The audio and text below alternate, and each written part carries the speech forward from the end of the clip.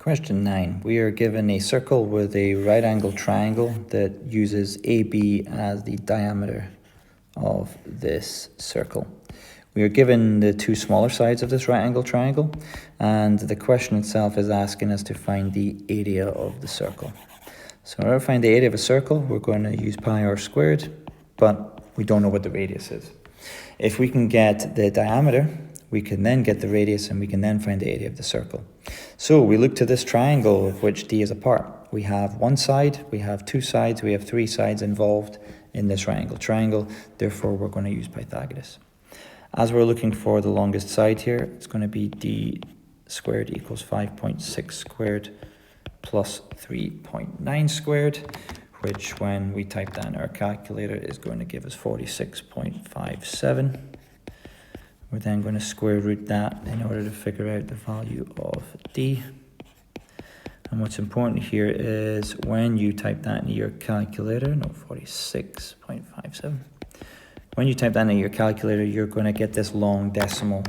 It starts off 6.82, but then it keeps going. Keep this in your calculator. Don't round this. You wouldn't just write 6.82 from now on. You're going to use your ANS button.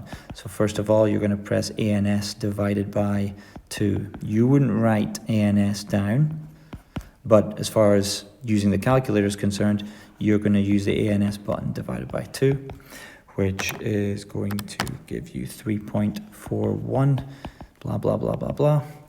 And then in order to find our area, we're going to take that 3.41 and change, and we're going to multiply it by pi, or we're going to square it first and then we're going to multiply it by pi. So again, in terms of what you type in your calculator, it would look something like this, where you're going to have ANS squared times pi, but this is what you should be writing down, because that's technically you're using the formula. And from there, our final answer is going to be 36.575 and change. The question asks us to round this correct to 3 significant figures. So that's what we're going to do here. The first significant figure is the 3, second is the 6, third is that 5. So we round here in order to get a final answer of 36.6 centimeters squared. Done.